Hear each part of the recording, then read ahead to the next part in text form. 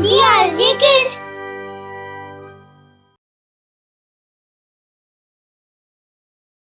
कहानी जादुई डब्बा।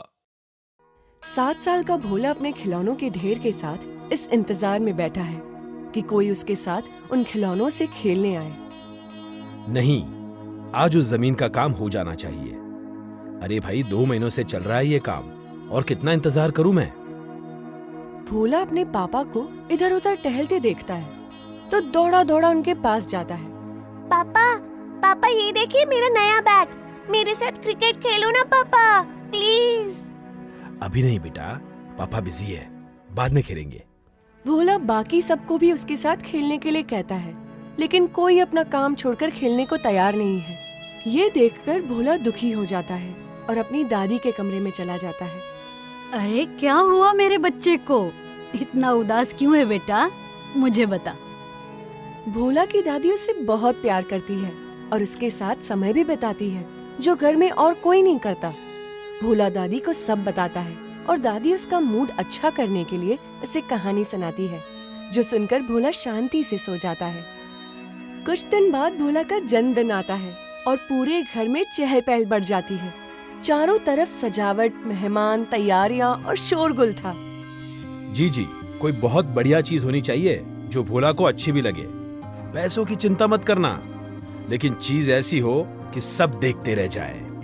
आखिर जन्मदिन है मेरे बेटे का।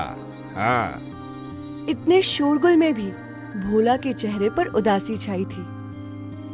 मेरे साथ खेलने का टाइम तो है नहीं किसी के पास, तो फिर ये सब पार्टी किसके लिए हो रही है? क्या सोच रहा है मेरा बेटा? दादी, मेरा एक दोस्त है जो हमारे जितना अमीर नहीं है, लेकिन उसके मम्मी पापा उसके साथ खेलते हैं, उसका होमवर्क करवाते हैं, उसके साथ पार्क जाते हैं। मुझे भी वहीं पर छोड़ाओ ना दादी। ऐसे नहीं कहते बेटा, और आज तो तेरा जन्मदिन है, ऐसे दुखी नहीं होते। चल नीचे, सब तेरे लिए तोहफे लाए हैं। सभी लोग भोला को काफी बड़े और महंगे तोहफे देते हैं, जिन्हें देखकर भोला बिल्कुल भी खुश नहीं होता।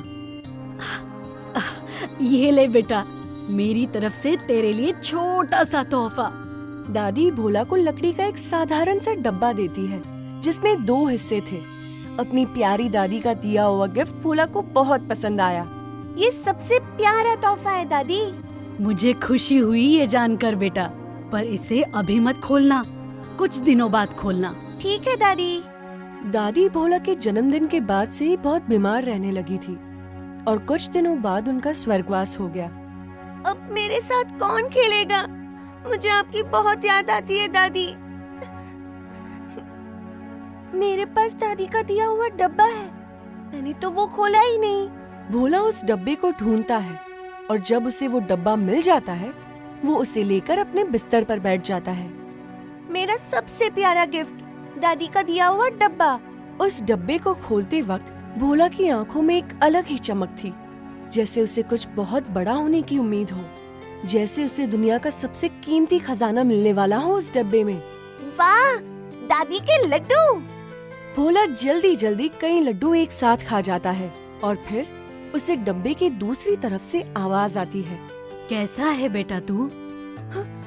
ये तो दादी की आवाज है। भोला यहाँ वहाँ देखता है, लेकिन उसे कोई नहीं दिखता। वो डब्बे को वापस देखता है। हाँ बेटा, डब्बे से ही आवाज आ रही है।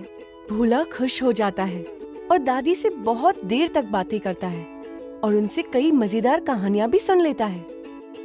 काफी दिन बीत गए थे और भोला हमेशा खुश रहने लगा था। उसे जब भी दादी की याद आती, वो डब्बा लेकर दादी के कमरे में चला जाता और उनसे घंटों तक बातें करता।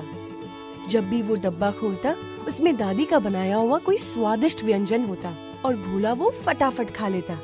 दादी को जब भी वो कहानियाँ सुनाने को कहता, दादी उसे अच्छी अच्छी कहानियाँ भी सुनाती और भोला इस सब से काफी खुश था।